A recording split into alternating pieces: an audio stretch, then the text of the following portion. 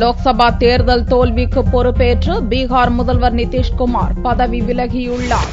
கடந்த 2005ஆம் ஆண்டு முதல் பீகாரில் முதல்வர் நிதிஷ்குமார் தலைமையில் ஐக்கிய ஜனதா தளம் மற்றும் பாரதிய ஜனதா கூட்டணி ஆட்சி பதவி வகித்து வந்தது. பாரதிய ஜனதாவின் பிரதமர் வேட்பாளராக நரேந்திர மோடி அறிவிக்கப்பட்டதை எதிர்த்து அக்கட்சியுடனான 17 ஆண்டு கால கூட்டணியிலிருந்து ஐக்கிய ஜனதா தளம் விலகியது. இதற்கு ஐக்கிய ஜனதா தளம் கட்சியினர் மத்தியில் கடும் எதிர்ப்பு ஏற்பட்டது.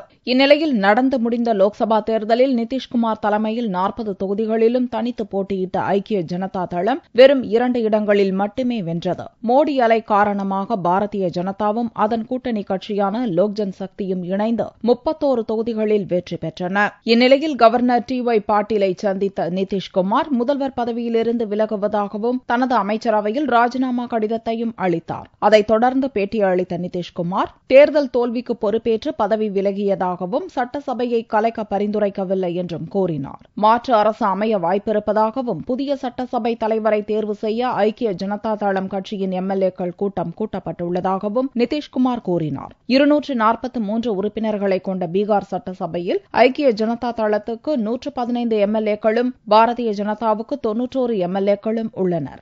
ராம்விலாஸ் பாஸ்வானின் லோக் ஜன் சக்தி, லாலு பிரசாத் யாதவின் ராஷ்டிரிய ஜனதா தளம் கட்சிகளுக்கு எதிராக போர்க்கொடி உயர்த்திய சில எம்எல்ஏக்களின் ஆதரவில் நிதிஷ்குமார் ஆட்சி நடந்து வந்தது. இந்நிலையில் லோக்சபா தேர்தல் தோல்வியை தொடர்ந்து தனது அரசு கவிழும் அபாயத்துக்கு தள்ளப்பட்டதாலும் கட்சியிலும் பிளவு ஏற்படும் அபாயம் உருவாகியுள்ளதாலும் நிதிஷ்குமார் ராஜினாமா முடிவை எடுத்துள்ளார். இதனால் பீகாரில் திடீர் தேர்தல் நடத்தப்படும் சூழல் ஏற்பட்டுள்ளது.